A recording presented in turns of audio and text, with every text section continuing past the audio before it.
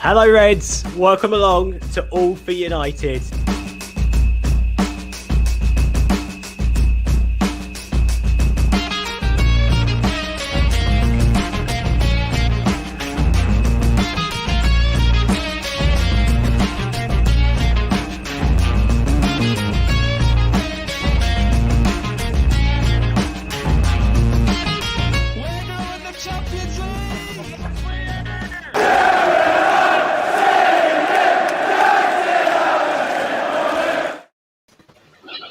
Hello and welcome back to the best Manchester United fan channel on YouTube. I'm your host James, and I'm joined as ever by a brilliant panel of guests. And today we're going to be talking about midfielders. It's a big debate. We've obviously got arguably two of the best midfielders in the world, but beyond that, it's not great, is it? It's not too great at all. So, we're discussing transfer plans and all stuff like that. Before we do get started, I'd like to welcome Henry to the channel. He's going to be a regular contributor from now on, so I want you all to make him feel welcome in the comments. And yeah, we'll get going. So, there's not a lot of news currently about Manchester United recruiting midfielders. Obviously, we think Ollie's notoriously happy with that pairing of McTominay and Fred, which I don't think anyone else in the world is really, other than McTominay and Fred themselves. So we were going to look at, potential people to replace them with. Obviously, we're just putting our hat in the ring to be director of football at United at this stage. But yeah, we've all come up with a suggestion for who we want to see, and we're going to have a bit of a debate as to who the best candidate would be. So feel free to get involved in the comments, put your suggestions forward, and then when everyone's made their points, we're going to need you in the comments to decide who the winner was. So first of all, without any further ado, Stu, over to you. Make your point. Cheers. Well, I've said on this channel plenty of times about our dire need, desperate need even, for a central defensive midfielder. For me, he is the linchpin of any team. He holds the baton. He dictates our speed of play by his transition and his turnover. He is there as a disruptor. He's there as an influencer. And for me, that man would be Marcelo Brozovic from Inter Milan. He's a tad old. He's 28. But he's been absolutely instrumental in the way that Inter Milan have played this season. Instrumental in their tempo. Instrumental in their speed of attack, their slowness of attack. And what I mean by that is he has the ability to transfer the ball at pace, but he also has the ability and the know-how to hold the play if necessary. And we're sincerely lacking on all of that. And I've said on this channel on many occasions, and I'll say it again, we need to take Fred, Matic. I'm going to park McTominay for the moment, and we need to throw them away, chuck them in the bin, and we need to get a much more rounded player. Interestingly enough, though, about Brozovic, Spalletti had him as a box-to-box player. So he's very versatile. It was Conte that actually found the niche, found him as a holding player. As I said, he's been instrumental. What I like about him, he's not particularly good in the air, but he will win a fair share of headers. But then again, a good CDM doesn't. That's not what he's there for. But he's got a pass. He's got an exceptional range of passing. He doesn't score many goals, but again, a CDM is not really designed to do that. But what he will do, he will marshal our back four, which is, again, something we desperately need. When I was playing holding midfield, I don't think I've ever told you, lads, I used to play football. I don't know whether I mentioned it at all, but I thought I'll mention it now. I have played at CDM, and my role was just to break up the play, knock it 2 or 3 yards. Brozovic, he can break up the play. He will tackle, and he's got the ability to carry the football as well if needed. So, all in all, Brozovic is my choice, and I'd have him in a heartbeat. Plus, I think we could probably get him for just shy of 40 million euros. So, an absolute steal in the current market. Yeah, I completely agree with you. I'm a massive fan of Brozovic as well. I do think that Sunday against England is going to be a massive audition for us United fans, isn't it? If we were to go for him, because Yeah. He'll be playing next to Kovacic, which is probably the closest thing Croatia have to that Pogba sort of player. So it'll be really good to see how he complements him. But yeah, moving on. Henry, brilliant to have you on. Welcome to the channel. Who are you suggesting?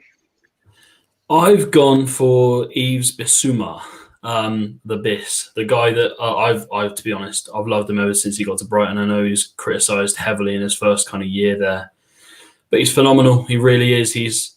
I'd say probably the closest to Kante I can see in the Premier League at the moment. And I know that might be a big statement for a lot of people, but his statistics are up there. McTominay and Fred at the moment, I mean, my thoughts on them, I just think they're a bit awful, really. I think they're below par. They're not United standard. Maybe mid-table Premier League. McTominay, I'm not sure what he does yet. Still, he's defensive and sort of he tries to be box to box, but it doesn't really work out. I'd keep him as a squad player, but Bissouma for me is way above both of them, and the stats suggest that as well. He's got a higher tackle percentage. He's better in 50-50s. Again, his interceptions are much higher than both of theirs, and he's still quite young. So, as far as busy, midfielders with stamina go, who's got a reasonable ball on him because he plays in a possession-based side, then I think if we're gonna kind of adapt the way we play to more possession-based and dominate teams, then you want a player like him. Yeah, absolutely. It's definitely worth noting that it is going to need to be someone who complements Pogba in that way, especially as Kante does in that front side. And I think Bissouma defensively is definitely the man that could do that. But Callum, who are you throwing into the ring? I've gone for Declan Rice. I know we've been linked with him a little bit. I know other teams in the Premier League have as well. I think the leverage that we've got, hopefully with Lingard going the other way, might make him come for a slightly smaller price than that was being touted. I know it was about 80 million. Hopefully that could possibly be halved if we can send Lingard the other way. But Declan Rice is a brilliant player. I think a lot of people sort of wrote him off a couple of years ago, saying he probably wasn't good enough. And I think past couple of years has shown that he's a very good player. He's Premier League proven and only 22 years old. That to me suggests that he's only ever going to get better. He has the traits to be up there as the best in the world in his position if he can keep his form up.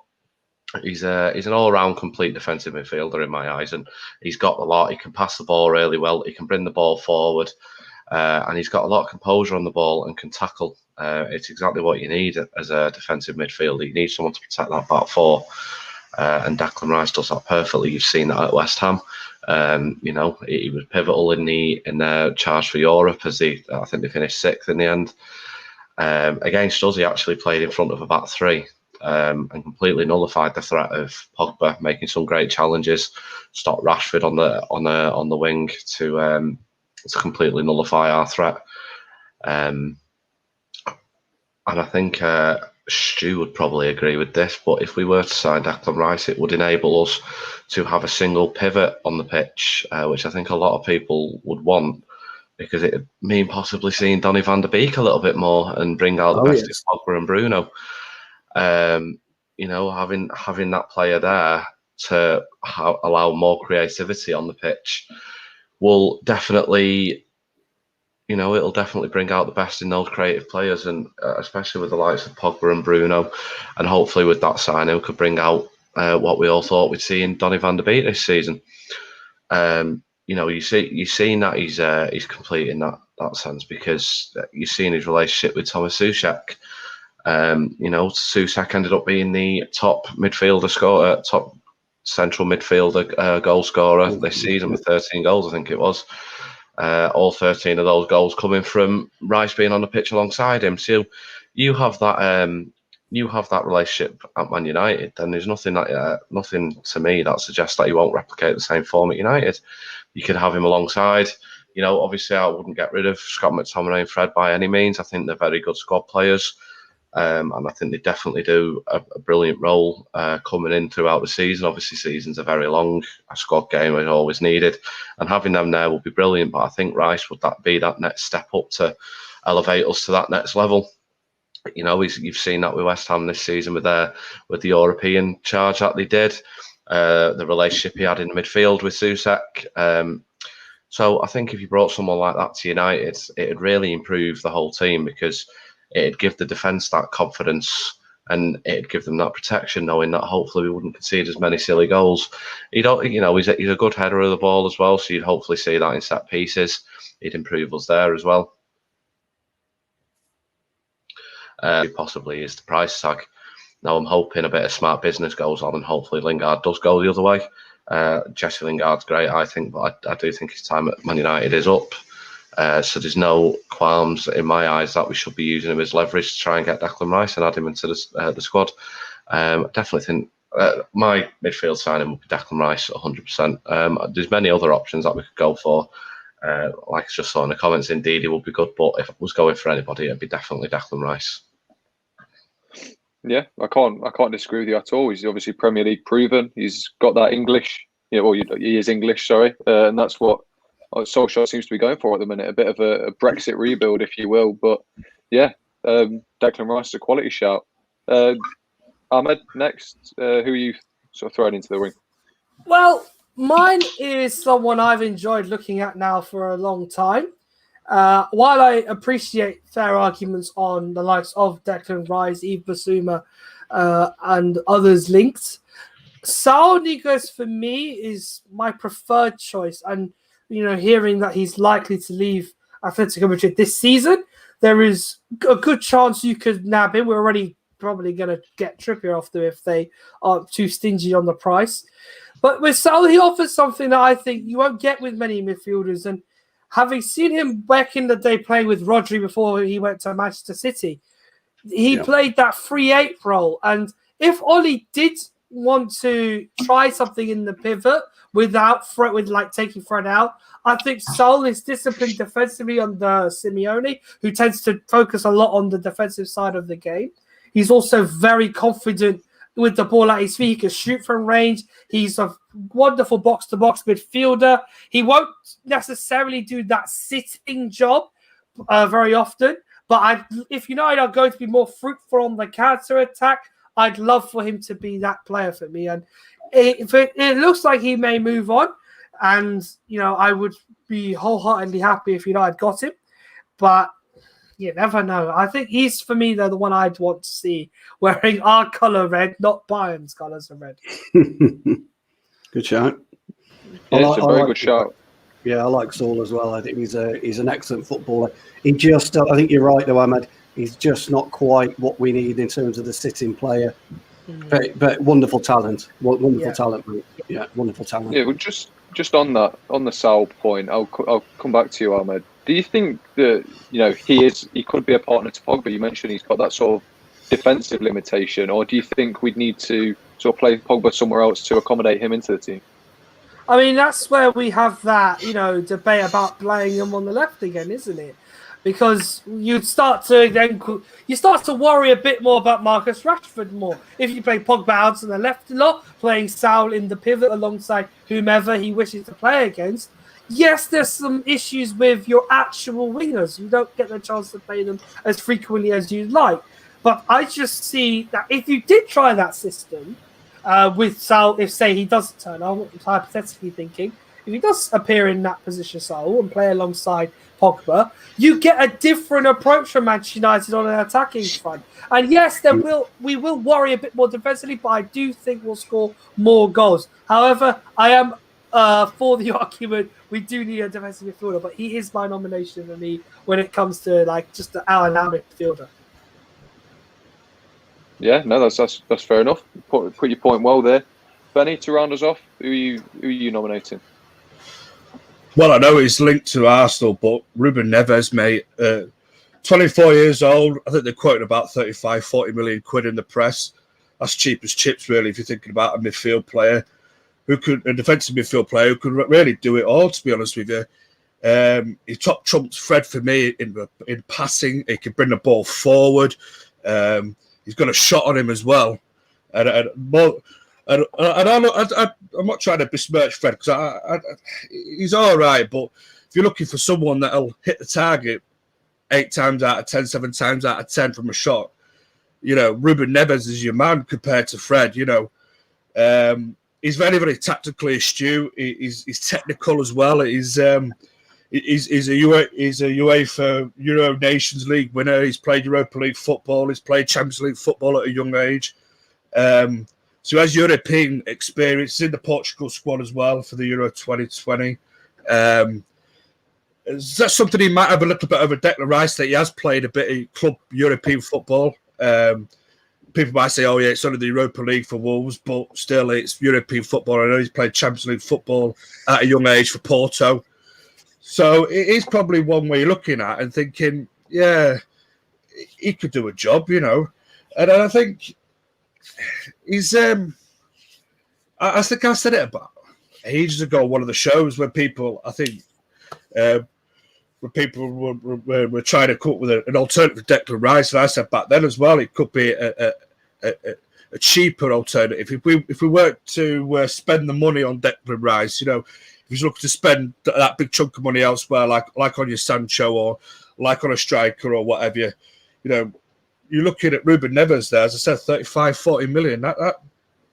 That's a steal, that, from Wolverhampton, I think. And if there's any time to get a player out of Wolves, it's now. You know, with the manager gone and players, I think there's some 2 or 3 looking to move on. I think it's the right time to maybe go and test their resolve a little bit. Just test the water, if you will. Because, listen, if United come in for him as well, and there's like a bidding war between Arsenal, and he has to pick between United and Arsenal, I can't see him picking Arsenal, you know. But as I said, the Arsenal seem to be front runners at the minute. But who's to say that United can't go in and go, listen, we'll chuck our names in the hat as well? I'm sure he's on the list. How far down on the list he is, I don't know. Because I'm going to look forward when I've been saying for ages that we should be getting number 1 or number 2 on Ollie's list. And he could be 4th or 5th on that list for all I know. However, he is a decent shout for a decent alternative to a Declan Rice. That might cost you quite a bit of money, because I know West Ham has slapped a massive price tag on him. And whether people think he's worth that price tag or not is another discussion for another day. But, you know, if you're looking for a Premier League proven midfield player that's won a little bit, all right, it's all right. I know it's only UEFA Nations League or whatever it's called, but he's won a little bit for his country. He's played European football. Very, very good. Very, very good passing. His passing, I think, is really underrated at times in the Premier League for a defensive midfield player. And he likes to bring the ball forward. You know, when you look at McTominay and Fred, the one thing we always say is they don't like to bring the ball forward. They don't carry the ball as much as you'd like. You know, Ruben Neves carries the ball. You know, he's confident enough to carry that ball. He doesn't panic. It's not that little sideways shuffle pass or that backwards pass. He likes to get forward. And that then might, in turn, then free up Pogba and Bruno to do their thing, to sit a little bit higher up the pitch, you know, to go and influence the game in the attacking third a little bit more than having to come deep and try and get that 2-yard pass from Fred or that 2-yard knock sideways from McTominay. So, for me, Ruben Neves, as I said, 35 to 40 million, the quoting, you know, could be one of those that you may look at and say, might be a good bit of business. Yeah, I think like the comment just said that I brought up, we do need to be looking at savvy bits of business. The problem, like, it's not a problem at all, but the thing I have with Ruben Neves is that, you know, I don't think he's at that, you know, world-class quality that will push us to a Champions League, but he's one of those players where if he goes to Arsenal, you're going to be kicking yourself that you didn't pick him up. You're going to hate the fact that you didn't sign him, but I think he's not at the caliber that fans are expecting, shall we say? Yeah, he's very clearly he's proven at Champions League level with Porto. He was captain at Porto at 18, wasn't he?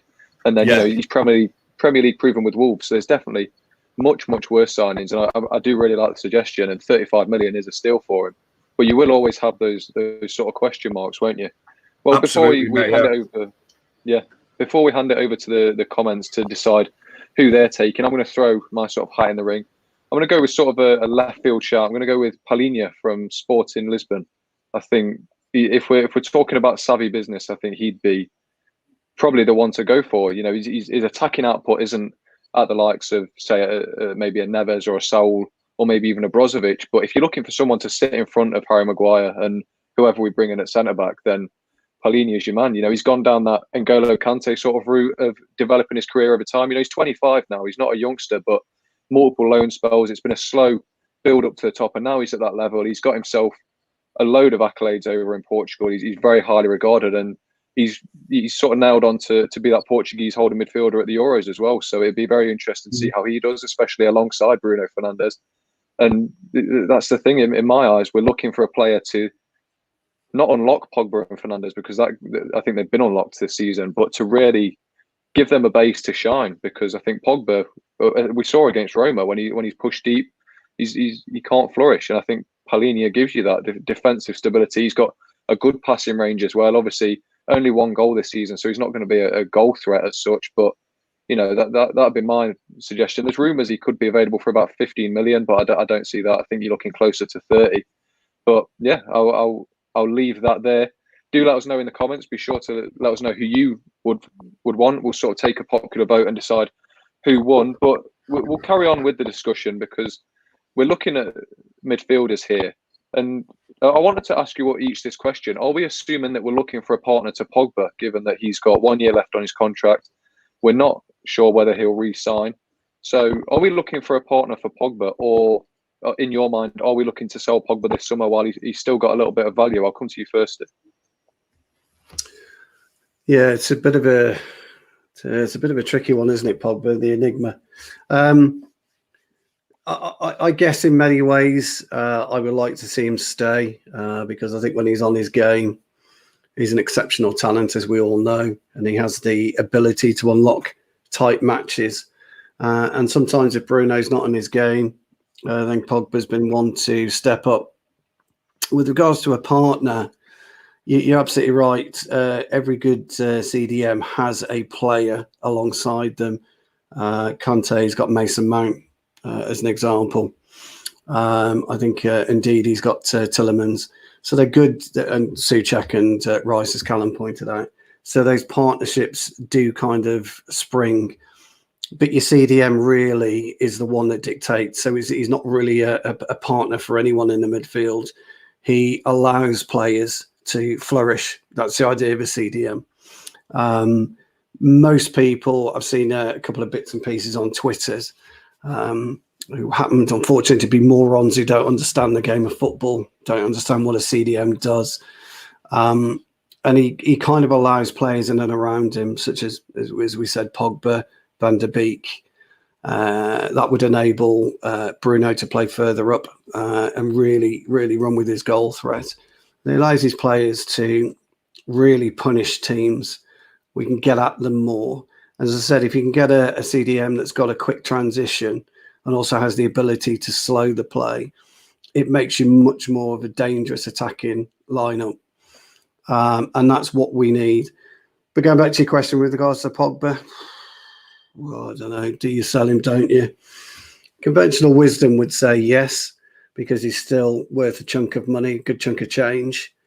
And you might be able to use his transfer budget for 2 players. But I would quite like to see him stay. Yeah, I'm with you on that. I'd personally like to see him stay. But Henry, like Stuart said, it's a logistical question more than anything. If you can overlook your personal biases, I know you're a big fan of Pogba, but you said you have mentioned his inconsistencies and the flaws to his game. So what are you thinking about Pogba's future this summer? Paul Pogba's biggest flaw is his agent. It's not him. It's not him personally. It's his agent. He's the problem. He's the one that talks. He's the one that causes issues and disrupts things. Raiola's a bit of a prick, if I'm honest. I just don't like him at all. I think, I'd rather not negotiate with him for Haaland, to be honest, because it will cost us a wad more cash, and it's not worth the hassle. It comes with every deal with Raiola comes with Raiola tax, because he asked for so much money and he's so much baggage. In terms of Pogba as a player, I mean, he proves every time he plays for France, he proves yet again how good he is. We've let him down as a club. I'm under no illusions that he's let us down. I think we've played him out of position. So on the left this year, it's a waste. Rashford doesn't like playing on the right and Pogba doesn't like playing on the left. So you've got, what's the point? So you need a player to go alongside him that you can trust. And if you've got a good CDM, you're able to cover up deficiencies at the back. You're able to, it brings more forward play if you can get one that's good with his long passing and got good range. We need someone, you mentioned unlocking him. We need someone to unlock Pogba, and we haven't had that. And I'm so frustrated with, with people saying it's Pogba's fault. It's not. He's not being played in the right position, and when he is, he's got garbage alongside him. So we saw what he did at Juve. He has a good defensive midfielder alongside him, plays really well. At France, good defensive midfielder alongside him, plays really well. At United, not a good one, plays poorly and he gets blamed. I just don't understand it. The logic behind it is completely flawed.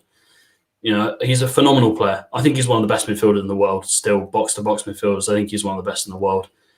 He can dictate games if he's got a good player alongside him. And, if we get rid of him, we'll regret it because, we've got to show some ambition. Signing him on a new contract and getting 2 or 3 good players in is ambition, but the players have got to come before him signing a contract. He won't sign a contract without assurances that he's going to be playing a good side next year. Yeah, fair enough. We are going to talk about sort of Pogba and France a little bit later on, so we'll definitely come back to that. You raised some good points, but Carl, I'll ask you the same sort of question. Are we looking for a partner for Pogba, or are we looking to ship him while we can still get a bit of money on him? I think we're probably looking to get a partner for him. I still think Ollie has made him a very important part of his plans, and I think he really is trying to convince him to stay. And part of me thinks he does want to stay. I think he can see that we are on the cusp of something. I do feel for him because he was promised a lot when he came to United, and the owners and the board let him down, I think. He's had his issues when he's come out and his agent has said things. But I certainly think that he's better at United. I think he should definitely stay. United should be doing all they can to keep him. Now, I mentioned Declan Rice before, and I'm seeing in the comments about we need a sort of destroyer next to him. We need this, we need that. Now, the thing that bothers me so much about my club and our board and how frigging stupid they are is a few years ago, there was a player at Leicester available for 32 million called N'Golo Kante. So what we did was we went and signed the Nemanja Matic for 40 million from Chelsea, and then Chelsea then used that 40 million to go sign N'Golo Kante. Why we didn't go and just sign him? Because him and Pogba at Man United, imagine a midfield right now of N'Golo Kante, Paul Pogba, and Bruno Fernandes. That's in my eyes, that's best midfield in the league. Don't care what anybody says. Just to go back to that, I really do think we're doing all we can to keep him, and I think we are going to sign a midfielder this summer because I think that is what we're looking at. We're looking at signing that holding player so we can hopefully go to a single pivot and sort of let Pogba reign free a little bit more, give him that bit more freedom. I think the transfer market is really vital in what we do with Pogba this summer. If we get the right players in and we show that ambition, there's no reason why Pogba won't sign a new contract. We really need to convince him that we are on the cusp of something because he is getting to what is he now? Am I right in thinking he's 27, 28? And if that's the case, if he's not winning things, you can't blame him for leaving. So we need to show that we're serious this summer, and by doing that, we need to sign the right players and convince the likes of Bruno, Pogba, Rashford, Greenwood that we are ambitious and we do want to win the biggest trophies. And to do that, we have to go and show we're serious in the transfer market, and also keeping our best players. And Paul Pogba is one of those. Yeah, fair enough. So I'm just having a few audio issues here, but I'll pass it over to Ahmed while I get it sorted. So Ahmed, how are you feeling about the Pogba situation? Are we keeping him, looking for a long-term partner, or are we shipping him off? Oh dear, this plays back horrible memories to the last time something like this happened, and it cost us our Champions League place. So where do I begin with Paul Pogba? Well, okay. Right now he's with France. Probably the best thing for him is to focus on the Euros and to do more or less just to deal with the challenge that he has in front of him to get France a another international trophy, keep them as practically the best team in the world, bar none. When it comes to him in a Manchester United shirt, for me, there have been moments this season where, I tend to lean towards keeping him, and then there are the moments where I lean towards him not being at the club. With him now having just a year left on his contract, my major concern is, will he be willing to, will he be willing to foresee what is practically the prime of his career at a club that won't necessarily be able to challenge for trophies? Like, not saying that Man United can win under Ollie trophies. I believe we will, and it's literally gonna, still stick to that post till I lose a limb or two. But more importantly, I find value in him possibly becoming much more of an improved player if you get that defensive midfielder who can progress the game for United in the final third, doing the dirty business obviously, but in the opposing half, and then getting us up the field as quickly as possible. If we give him that freedom, you'll see him at his best. If we are to let him go, though, of course we're going to demand an astronomical fee, especially if with what's going with the Euros coming up. That will probably be, increased tenfold by his performances. I mean, after the last Euros, it was his performances there. It's basically what triggered him to return to Old Trafford in the first place. That could be the reason for where it could also be the end of his time at Man United, playing well at the Euros. In the short term, though, for me, I think it's best that. For me, let's see how he does with France. If he shows an improvement there, we'll assess how his scenario is, and hopefully some conclusion comes from it. In the short term, though, I want to see how he fares for his national team, support him there, and then see what happens after that. Yeah, fair enough. There's some very good points raised. Benny, just to sort of lead us into our next point, are you sort of Pogba in or Pogba out? Pogba in for me, mate. It could be annoying at times, but I'd rather have Pogba than not have Pogba. We keep hold of Pogba, tie him down to a new long-term contract, bring in a defensive midfielder, which we so desperately need. Not only Paul Pogba, but we so desperately need as a football club. And just allow him to flourish, allow him to do Paul Pogba things. The problem is, because I like the guys I said previously, because we haven't got that solid defensive midfield player, he's having to be asked to do things that Paul Pogba doesn't necessarily ever get asked to do anywhere else he's played before, or for his national side, so it's just like taking the shackles off him, basically, like the lads have said before, and letting him play his football, letting him dictate the game the way that he dictates. I'm all for him staying. I agree with everybody else. It's his agent that fucking annoys him more than anything. I can't stand him, but I'm willing to talk with him if we could keep Paul Pogba. You know what I mean? Because the last thing, the problem is that I find if we sell Paul Pogba on, we get a decent fee for him. Is how much of that fee is going to get reinvested into the squad? Because I don't trust the owners with that amount of cash that they can possibly get for Paul Pogba in reinvesting the cash into the team again. So I'd rather bite the bullet, keep him, build a team, build our team. Because you can have a solid midfield of a deep. I don't know. For example, for argument's sake, we'll take my pick as Ruben Neves. You bring the Ruben Neves in, and you keep your Paul Pogba, you keep your Bruno Fernandes in there. Someone like Ruben Neves who can bring the ball forward, like I said before, that can pass the ball forward. He's got a decent eye for a pass. You can allow Paul Pogba then just to push up a bit further, and allow Bruno to then go a little bit further the field. Instead of Bruno having to drop deep and then Paul having to do defensive duties, it just doesn't suit Paul Pogba. He doesn't like that side of the game, defensively.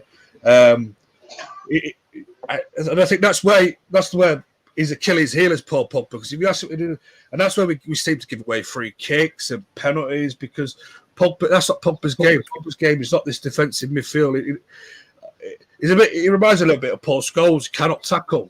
Don't bother tackling. You can't tackle me because you often give a foul away in a very, very dangerous places on pitches, or we're giving a penalty away because he's having to do defensive duties. It's just more like just letting him be that free spirit. I think letting him go with the ball and do what he does best. I certainly would keep him. I can see arguments of why you would want to sell him. Well, some might want to sell him and hopefully get that big fee for him. And I can see probably the arguments of why he wants to go, because it'll be probably in his prime years and his last big major contract that he could probably get himself if he does choose to move on. However, I do feel like the others have said, that we failed him in a way. We bought him in, and I'm sure we'd have promised him all sorts. We'd have promised him the world, like Ed Woodward and the Glazers have promised us as fans the world, but now haven't delivered.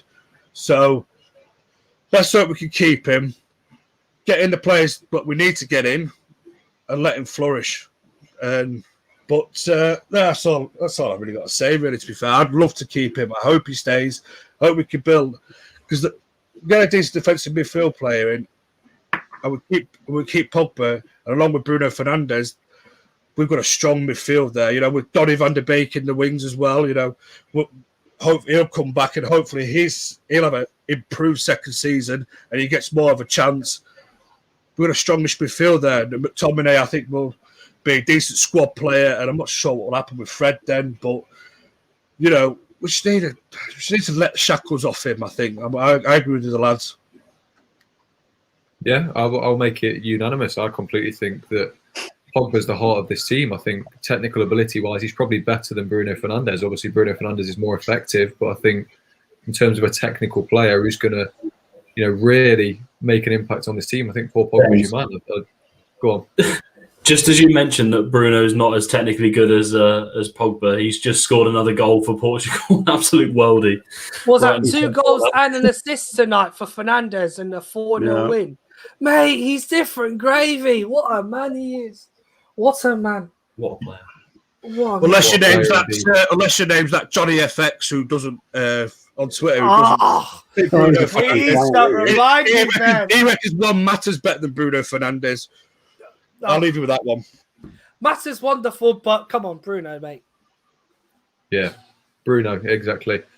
Just to round us off, I think without trying to sound too much like Pep Guardiola when he's crying, we can't replace him, can we? I think there's not another player on this planet who has the play style of Paul Pogba. He's big, physical, and yet he's one of the most agile players in the league. The way he moves the ball, his ball retention, his passing ability, his eye for goal is spectacular. And we've seen glimpses of it. We see regular glimpses of it. Obviously, his consistency is a big thing that I'm not a fan of. There's not a lot of consistency there, but if we can get that consistency out of him, then we're going to have the best midfielder in the world, arguably, on our hands. But that leads me nicely into the next point, because All for United did put out a tweet earlier saying, how do we get the best out of Pogba? Because he's shining for France at the minute. He put in another man of the match display. We saw he took the World Cup by storm when they won it as well. And it's brought a bit of a mixed bag of sort of responses. A lot of people saying we need a midfielder next to him, but a lot of people saying it's because of Solskjaer and his tactics. So I wanted to sort of ask that question to you guys to see what you think. So I'll come to you first, Stu. Is it, we say we need a midfielder next to him, but is there a tactical tweak that we need to make or anything like that to get the best out of Pogba? Yeah, the interesting thing about when you play for the French team is I could look good in the French first 11 because you've got the quality of players around you in every position. Their front six, or their forward six, Kanté, Tolisso, Pogba, Griezmann, Mbappe, and Benzema. It's tantalising. It gets your taste buds going, doesn't it? Benzema was superb in the Champions League this year. Mbappe is only going to get better and better. We talked about Kanté. Tolisso plays in Bayern Munich's first 11, and Pogba. And what France allows him to do, he's able to play wherever he wants to. They give him an ability or give him the option to say, look, go ahead and influence the game wherever you are on that pocket, on that pitch, influence the game. And that's what he does. But he's got a certain quality of player in front of him and behind him, because you've got Varane and Kimpembe. as the two centre halves, and then you've obviously got Lloris. So when you look at their spine is solid. Any good football team has a solid spine, and that's what France has got. The issue that we've got with him at Manchester United is Ollie's got an array of attacking talents and absolutely woeful CDMs, and that's the biggest problem. So I've always felt that Ollie sometimes shoehorns him in. I brought this up years ago when we had Sebastian Veron and Scholesy, and there was times where Scholesy was being shoehorned into the team by Fergie. It just wasn't working with Veron and Scholesy in the same side. And I think the addition of a single CDM will allow Pogba to play a very similar role to what he does with the France national team. And we spoke about Ollie's tactics anyway. And you know as well as I do, you start off with a 4-2-3-1 or 4-4-2, whatever. But during the game, you move away from that and you play the game. So you don't necessarily play your shape, you play the game. So when you're in defensive mode, you have to play your shape. But when you're in attacking mode, you don't. You're playing what's in and around you. And that's where I go back to a good CDM who can dictate that play, he can dictate that flow. He can, say to Pogba, look, a certain players at certain times where, when they've got the ball, you need to be a bit closer to them, or step to the left, or maybe step to the right. You'll go with 2 or 3 extra yards that you need to influence the game. So it does all come down to a CDM. And we do need players in other areas of the pitch. We know that, and we've identified that over the months. But a good CDM will unlock Pogba. And I think Ollie really needs to look at that. We've got the thing about our squad, well, I'll just briefly touch on this. The thing about our squad is we are quite versatile. And we seem to forget that you've got the likes of Lindelof that can play right back. He plays right back for Sweden on occasion. McTominay plays centre half for Scotland. So there's an ability potentially there. We could try against weaker teams. So we've got quite a versatile squad. But our CDM, whoever it may well be, will knit it together. There's one other thing we've got to think about as well with Pogba, unfortunately. He's probably, and Raiola will be looking at this right now. Right now, this summer will be Riola's last probably big payday for him. Because I think if Pogba signs another 5 years, his residual value is going to come down and down. Right now, he's probably worth 80 million. I'm guessing we could probably get for him. And Raiola knows that. So it'd be interesting to see whether Riola's got his own back pocket on his mind, or whether he's got Pogba on his mind. Yeah, it would definitely be an interesting summer, especially with the history that Raiola has built for himself. But Henry, I know you're historically not Ollie's biggest fan. You don't hate him, but he could be better. Is it an Ollie problem and a tactics problem that we're not consistently seeing the best out of Pogba, or is it the players around him in your mind? Well, the players around him don't help at all whatsoever. So it's just such a difficult question because there's so many different kind of components to a team, and the midfield for me, forget Sancho, forget a centre back for a minute. I think this is the most important position to get in the summer. It's got to be done first. You've got to get a good player to go alongside a player like Paul Pogba, because if we don't unlock him this year, he will go. He will go. There's no doubt about it. And I think him signing a new contract would effectively be a new signing for United, because a 3 or 4 year deal would tie him down and mean we can actually build around him and Fernandes.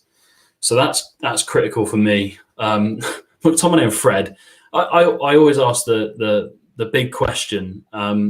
I'll ask some of you guys. Would McTominay and Fred get in any of the other top 6 sides in the league? Just a straight up question. Would he? Would they? I don't know. McTominay, maybe West Ham. I don't know. But when you say top 6, do you mean traditional top 6 or this season's top 6? This season's top 6. I don't think he'd get in West Ham's. They've got Declan Rice. And yeah. I don't think probably not, to be honest. So even Leicester, and if our players are not going to make it into the top 6 sides, then what are we doing talking about them in a conversation about them going forward and having a future with McTominay in the team? And McTominay is good. He's a homegrown player, and apparently he's a leader and stuff, and I get that. For me, playing for the Scotland national team is not much of an achievement. I don't think they're very good anyway. So, but and they play him out of position. They'd rather play McGinn in midfield anyway, so he has to play centre half. So it's one of those. McGinn's fucking way above McTominay, miles above McTominay. I'll play McGinn all day long over McTominay. I think it's actually almost a disgrace the way that we've let our team just fall apart, and then the blame just diverts to Pogba as soon as something goes wrong, even when he's not playing. It's his fault for being injured. Okay then, and then when he does play, it's his fault for not playing. The team's not playing well.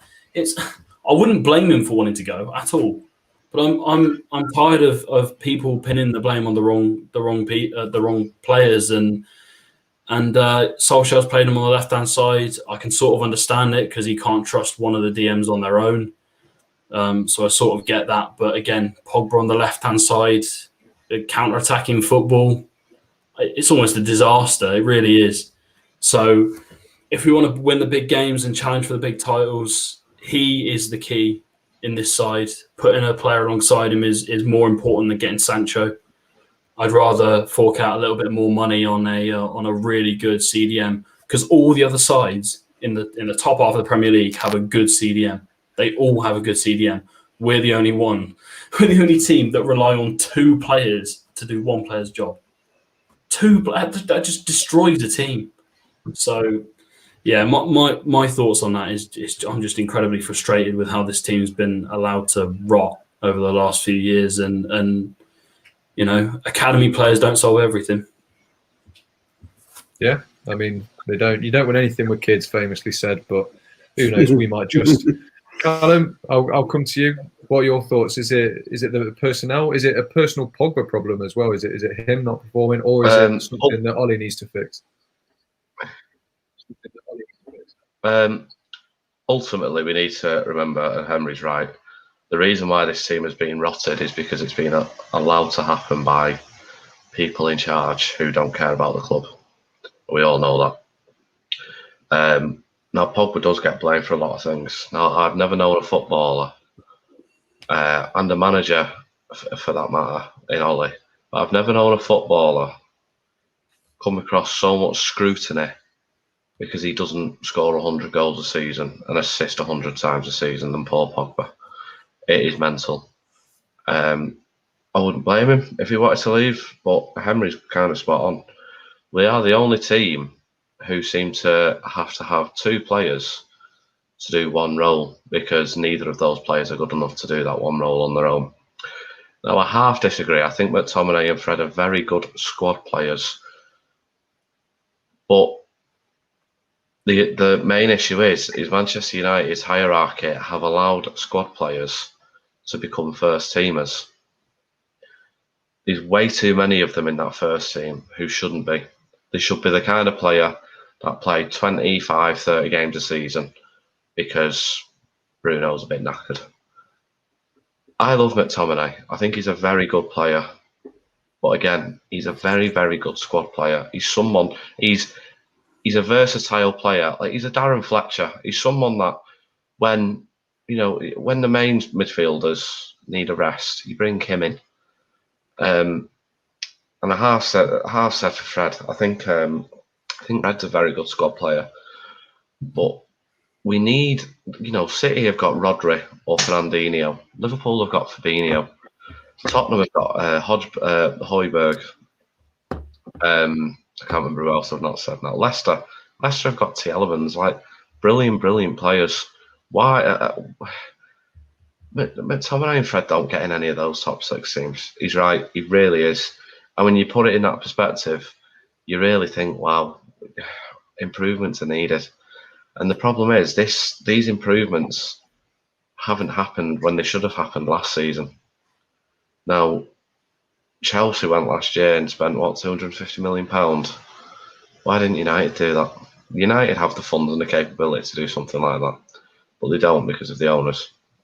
Now, if we'd have done something like that, the team would have been better. Positions would have been sorted, and this season would have been a lot better. I'm not saying we'd have won the league, but we'd have been a hell of a lot closer. And to add to that, to be completely honest, it's really frustrating and quite annoying to see how the club has sort of let this happen over the years due to lack of planning, lack of transfer strategy, and just laziness from people that don't care. I think this summer they've got to get it right, because when you see the likes of Chelsea doing what they did last summer, and there's talks of them doing the exact same again this summer, and Thomas Tuchel is a great manager, I think Chelsea are probably the shout to win the league next season, to be completely honest. I think you give Thomas Tuchel a season where he gets to work with his players, because it was a bit of a strange season this year. Every single week, there was pretty much 2 games a week for the bigger clubs. So United have to get this summer right. They have to. Absolutely have to. And I half don't think they will, because nothing's still happened. You've seen journalists come out and say, oh, we're looking at this player, we're looking at that player. Leicester have already signed 2 players this summer. The transfer market opened today. We're just in talks, we're monitoring, we're doing this. Why haven't we signed anybody or got an agreement to sign someone? So it's pathetic, poor planning again. And it needs to change. And just one final point. I've said for so many months on various videos throughout this channel, our number 1 priority is not defensive midfield. It is a very close second, trust me. Our number 1 priority is right wing. We've not had a right winger for years. Then our next priority is central midfield, a player that can protect that back four, because the fact that we have conceded some silly goals this season, and I think, you know, to the detriment of the defence, it has come from really poor midfield base. And if we can sort that, I think the defence improves before we even sign a centre back. You then sign a centre back as well, and the defence will then improve again. Those 3 positions need to be rectified this summer. They have to be. Now, 3 players isn't enough. We probably need 5 or 6. That won't happen. We should be doing what Chelsea did last year, but we won't. So I think we are just going to have to wait and see. But Pogba's a fantastic player and should be staying at United.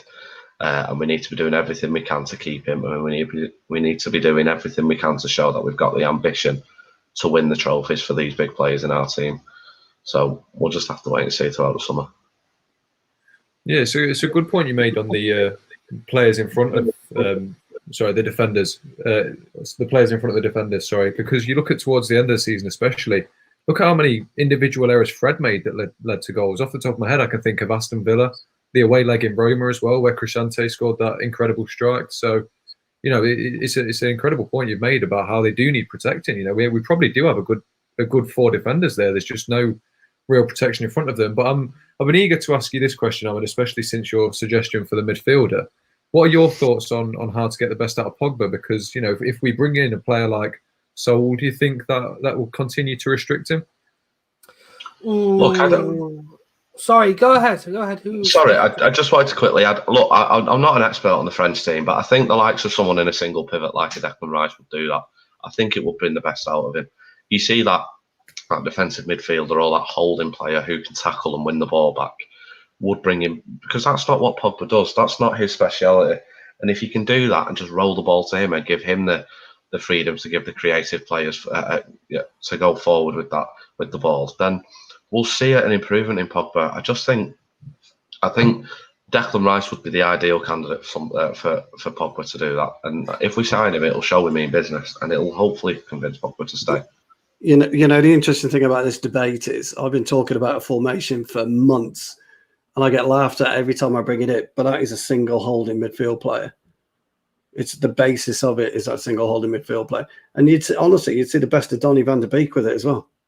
Exactly what I said. It's exactly what I said with Rice, though. It would bring, because you've got Donny van de Beek there. He's a different kind of creative player, and if you had like a single holding player, you can allow Van de Beek to play. And the problem is, McTominay and Fred are taking up two positions Two to positions, do one role Yeah. when they shouldn't be. Do you know what I mean? Yeah, The only problem with this whole conversation, is the Glazer family. The only problem with this whole conversation is the Glazer family. We go window after window hoping that something's going to happen. Liverpool have had problems at centre-back. They go and sign one of the most promising young centre-backs in Europe before the window's even started.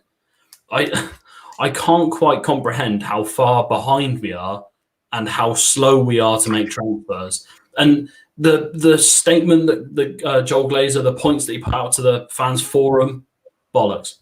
Absolute rubbish. Because we've got now 2 days before the Euros start, right? And teams are already getting their business done now. And we're still lagging behind again when we desperately need players. This is something that wasn't going to change with Woodward. It doesn't matter. It comes from the higher ups. It comes from the owners. And we've got a huge problem because we're going to be last minute FC again, where we have to start sorting deals out in the last couple of weeks, and we sign a equivalent of a Cavani in a defensive midfield. We've got to get this done early because we'll lose out. We always do. Wow. The Absolutely. Euro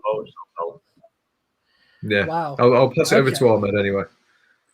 Nice. It's nice to know you all have wonderful, wonderful opinions. It's great to be here when it happens. But yeah, no point countering most of what you guys have already said. I think if we did go to a single pivot and Pogba leaves, yeah, I can see the argument for the 2-3-8 being a success because when that happens is you have 5 players in the attacking third. Defenses can't deal with 5 players in their attacking third, and especially if we're at the end of a game trying to squeeze in an extra goal or something like that, there's no way you're going to stop a 5-man attack at the end of the game. On top of that, I love the idea of a single pivot. I just don't know why Ollie does an experiment. Like, there is things where there are games where I think Ollie can just try something different. Instead, he's very tactically naive and sticks to the same system. And that's one criticism I have about him, where he's not brave enough to try a different setup. The one time he did against Leipzig, he got that wrong, and it obviously backfired quickly. And it's right in his face, leading obviously a season going quite badly for a European front after that. But in terms of next season, and for me, what I do genuinely believe is the right thing to do. I only say I want Sal because if Pogba leaves, he's the best replacement for me in that free roaming position as a centre midfielder. But yes, it has to be a defensive midfielder because I hate seeing constantly, or I'm always watching United games and I just see McTominay and Fred protecting the back four when instead a back four can more or less protect themselves if they're competent enough, if they're brave enough, and if they get some control of the game. They can deal with any advances from an opposition team as free flowing or as exceptional as an opposing team can be. I'd love to be able to say one day I'm confident in my back four, defensive midfield, and in my attack to work to synergize as one and work on winning trophies and winning games again. But step one, obviously, is, as we mentioned, get Sancho in. Number 2, I'd say we have to sort that centre-back issue out. If we're going to get Varane in or whoever it is, get it done. And in keeping in topic, if I were to pick a DM, I'd keep it cheap because we're not going to really spend a ludicrous amount of money Chelsea spent last season. As much as I dream of such a thing, I cannot foresee United spending 250, 300 million while the Glazers are still in charge. It would have to be that we are building that team season after season after season, which isn't good. It's not nice to be, thinking long term and wondering at the end of one window, we didn't get this guy. Now we need to go for the next one because we're missing something again. Or if we do get someone in and they don't work out, we're going back to the old system. So I have reservations on obviously many things, but very early signs, the recruitment team are doing what they can. I'd love for Ollie to be a little bit more braver tactically, and more importantly, for the bloody owners to pay, just to give something for him to build on. I know they won't, but if they're promising these things and they don't act on them, really, where are we going as a club? But yeah, short term, hopefully it's good stuff rather than bad. Let's just hope for that at least. Hopefully. I will say, just before I hand over to you, Benny, I will say this talk of a single pivot is right, isn't it? The best we got out of Pogba was when it was a Nemanja Matic holding in that defensive midfielder role, and then it was Herrera and Pogba in front of him. But the problem with that now is, Herrera offered Pogba that base that license to roam, because he was such a busy box-to-box, ball-winning sort of midfielder. Whereas if you have Pogba and Bruno in that team, obviously it could work by all means, but I think if we're trying to replicate that, I don't think Bruno's willing to do that. I don't think we want Bruno to do that Herrera role either. I think I'm not discrediting any points. That's my thoughts that come to mind. But if we're trying to replicate that, I think we do need to be careful in the way we go about it. But Benny, to finish us off, how do you think we get the best out of Pogba? Manager, new players, new tactics, what?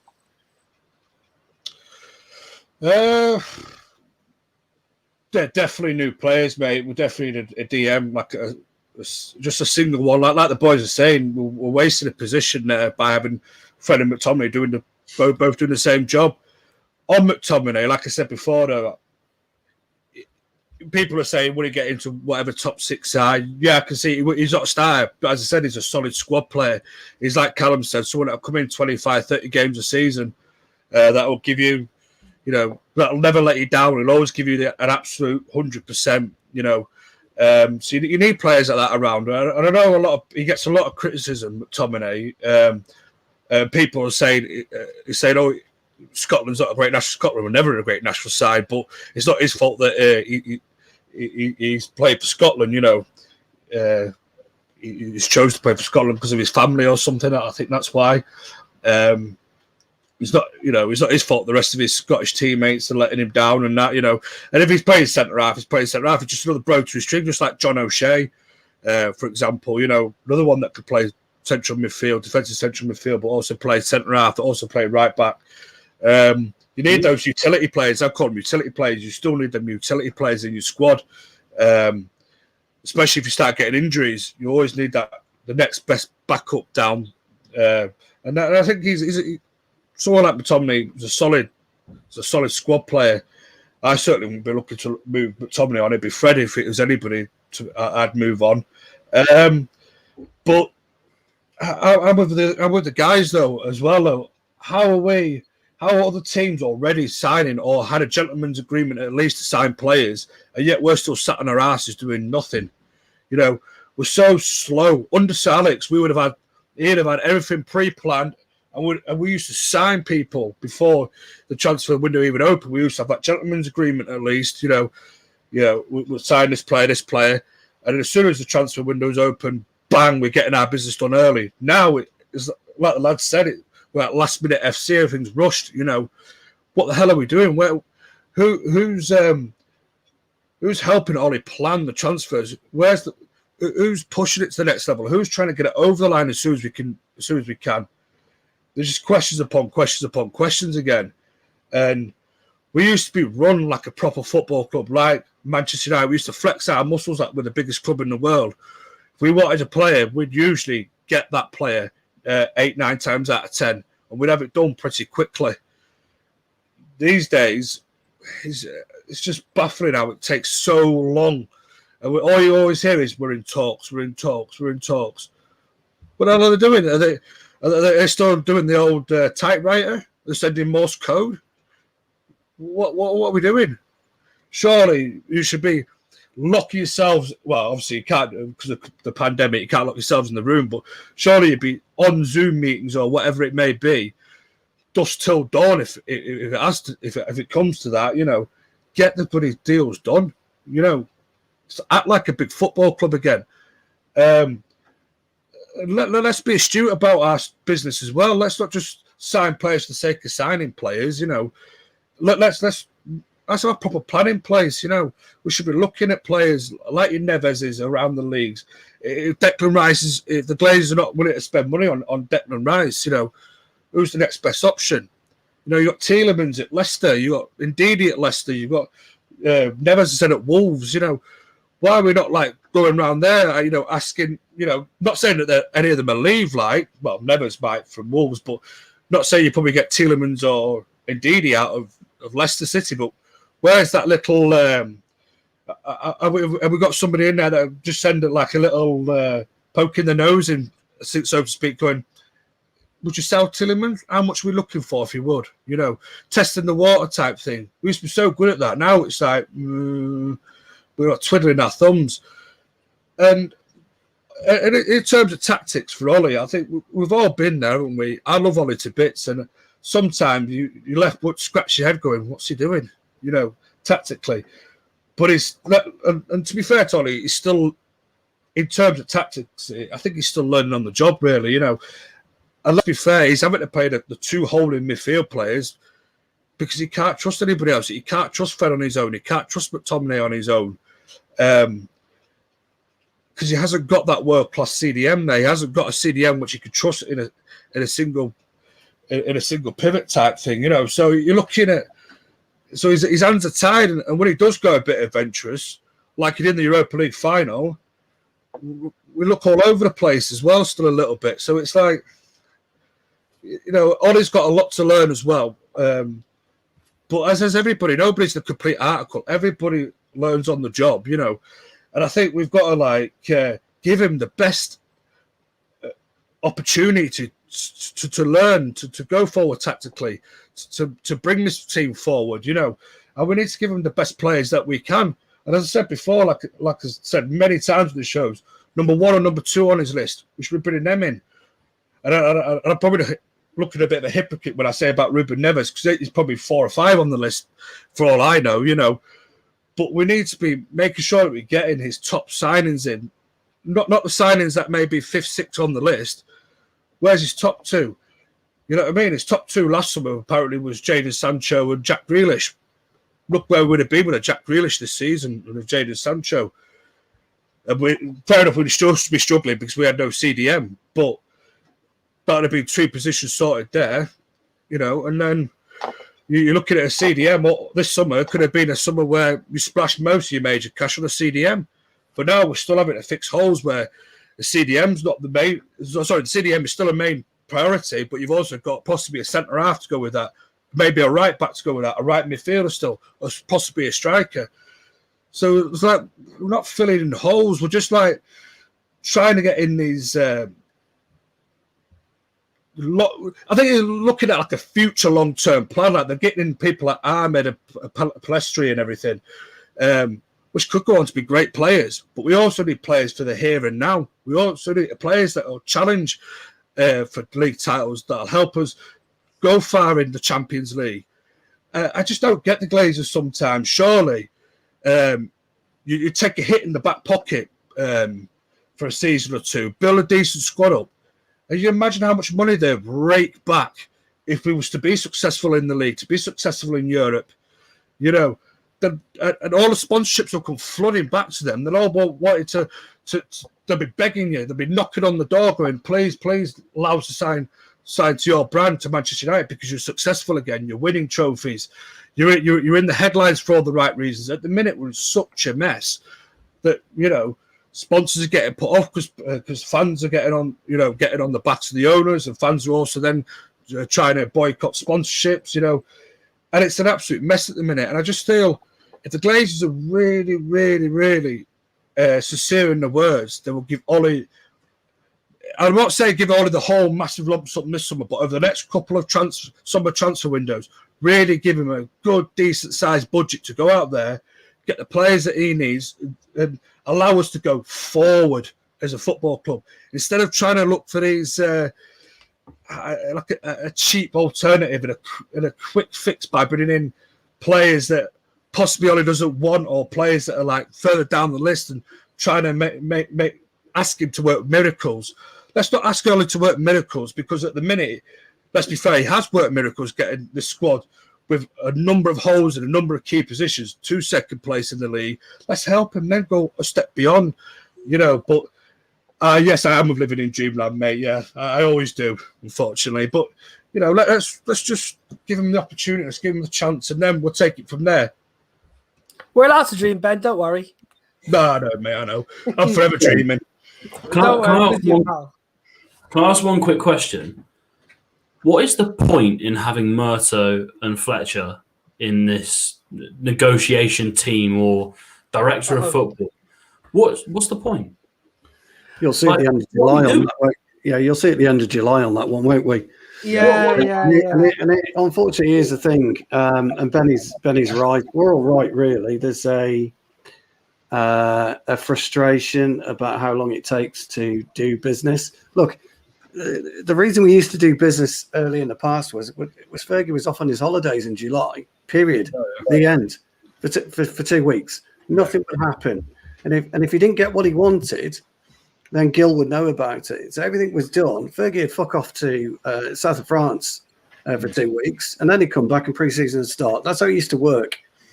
Now everybody keeps telling me, and I'm old school by the way, everyone keeps telling me that football's changed. It hasn't fucking changed one little bit. There's 22 Who's players. this dickhead in the comments? Yeah, some rogue Irishman's in the comments, lads. Can we not time him out? Who's that? Joe, I don't know who he is. Some clown from another fan channel, isn't he? No, but football is exactly the same as 22 players. The only difference is we haven't had true football men around the club since Fergie and David Gill left. The biggest mistake was the Glazers allowing Fergie and Gill to go in the same season. Well, they came as a pair, didn't they? You what? Sorry, they came as a pair. If one went, the other went. It's simple as that. They were intertwined. There was no way you're gonna keep one. But a club like Manchester United could have said to Gill, I'm going to hold you to your contract, etc., etc. It's not difficult to do, but they didn't, and so we've had idiots, bankers running the club ever since. Matt Judge is the chief negotiator still. The thing is though, when this director of football, whatever it was, whether you're recruitment or whatever, whenever that was announced, nothing changed because Matt Judge is still in charge of negotiating for these transfers. He is the worst negotiator on the planet. Henry. Speaking of Matt Judge, so there's been, I think it was the Athletic, but there was a sort of article on how the background United works in terms of transfer teams, recruitment teams, things like that, and other Premier League clubs other Premier League clubs with a recruitment team and that kind of thing, who were looking to do business with United, whether buying or selling, said that they'd never dealt with a group of people so incompetent and useless than Ed Woodward and Matt Judge. In the middle of a transfer market, Matt Judge had his phone off, turned his phone off to not even be able to I don't understand. That's probably right. I think Arnold probably will replace Woodward. They're not going to bring somebody else in because that would mean them going, this is a shambles, you need to be spending money. Do you know how awful this is, though? Do you know how awful this is that Nicky Butt left as soon as Martin was put in charge? And that was glossed over. It was nothing. It was glossed over as, it's just one of those things. He left because him and Murto hated each other. They hated each other. So we've let a club legend who was doing really well in charge of the academy go for some prat who's had a little bit of influence over the last 7 years. And what is he doing at the moment? Probably sat on his ass, rubbing his hands because he's getting a good paycheck every month. It's this club is rotten from top to bottom. It really is, and that's not going to change in the summer. So I'll put that out. I don't think that's too controversial to say at all, but I think that is all we have time for. Unless everyone's got anything else to add. Yeah, it's not controversial, but it is what it is. Yeah. It is what it is. Those are the plain facts. It is what it is. There's nothing any of us can do on this channel about it except hope and pray that they deliver, and we won't know till the end of July. Rinse and repeat, boys. Rinse and repeat. Absolutely. Unfortunately so. Before we go, can we get Joe, that wannabe Mark Goldbridge man, from the comments? I don't want to see him here anymore. I'll get him done. Hang on, so you professed your love for him. It must be something long term. He's all right, Joe. He was the host of my very first show. He's a good lad. He's a good. We hope it's all going well for him over there. And yes, He's a little wind-up merchant. That's what he is. Oh, just going back to rehab ball again. You'll disappear immediately. Don't worry. Love him. He's a wind-up merchant. Ever since I joined the channel, we've lost 2 hosts, so I'm starting to think I've done something. Well, James is going to quit tonight as well, aren't you, dude? Maybe. Depends if I see Joe in the comments again. That might just push me over the edge. But before he has the chance to comment, we'll draw a line under it there. We'll call it a day. So I want to say thank you to this brilliant panel for making my job a hell of a lot easier, and a massive thank you to everyone who's contributed and tuned in.